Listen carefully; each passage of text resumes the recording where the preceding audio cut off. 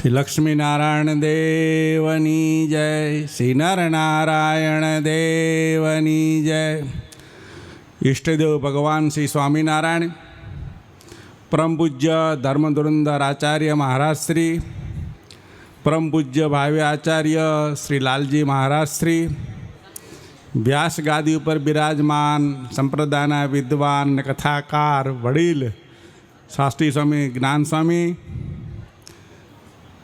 બીજા વક્તા સંપ્રદાયના વિદ્વાન અને કથાકાર પૂજ્ય નિત્ય સ્વરૂપ સ્વામી, વરતાલ મંદિરના ચેરમેન શ્રી ડાક્ટર સંત સ્વામી, કોઠારી શ્રી દેવસ્વામી, પૂજ્ય નવતમ સ્વામી, ધામો ધામથી પધારેલ બ્રહ્મનિષ્ઠ પૂજ્ય સંતો અને વાલા હરિભક્તો, લક્ષ્મીનારાયણ દેવના સાનિધ્યમાં, હરિકૃષ્ણ મહારાજના સાનિધ્યમાં તમે બધા ખૂબ આનંદ લઈ રહ્યા છો. એનું કારણ એક જ છે કે સહજાનંદ સ્વામીએ આપણા પર ખૂબ ખૂબ કૃપા કરી છે. આ જ ભૂમિ ઉપર બેસીને સહજાનંદ સ્વામીએ સ્વહસ્તે શિક્ષાપત્રી લખી, એને 200 વર્ષ પૂર્ણ થઈ રહ્યા છે. આ જ ભૂમિ ઉપર સહજાનંદ સ્વામીએ ગાદી સ્થાપના કરી, એને પણ 200 વર્ષ થઈ રહ્યા છે. સ્વામિનારાયણ ભગવાને શિક્ષાપત્રી એક આપણા સંપ્રદાયનું બંધારણ છે. દુનિયામાં જેટલા શાસ્ત્ર છે ને એનું રહસ્ય એ શિક્ષાપત્રીની અંદર છે.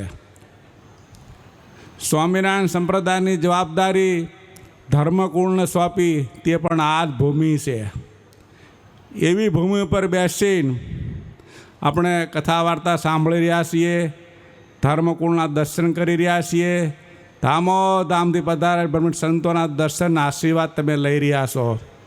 વાલા ભક્તો, બસ ભગવાન સ્વામિનારાયણ પ્રાર્થના કરીએ કે મહારાજ એ હરિકૃષ્ણ મહારાજ, લક્ષ્મીનારાયણ દેવ, નરનારાયણ દેવ કાયમ આપણા પર આવીને આવી કૃપા કરે અને ખૂબ મહારાજ આપણને રાજી રહે અને બધાનું સ્વાસ્થ્ય સારું રાખે, સત્સંગનું ખૂબ બળ આપે. તમામ હરિભક્તો ઉપર લક્ષ્મીનારાયણ દેવની ખૂબ અતિ કૃપા કહેવાય. કારણ કે નવા વર્ષનો પ્રારંભ અને નવા વર્ષમાં તમને એટલો આનંદ અને દિવ્ય દર્શન મળી રહ્યા છે. તમને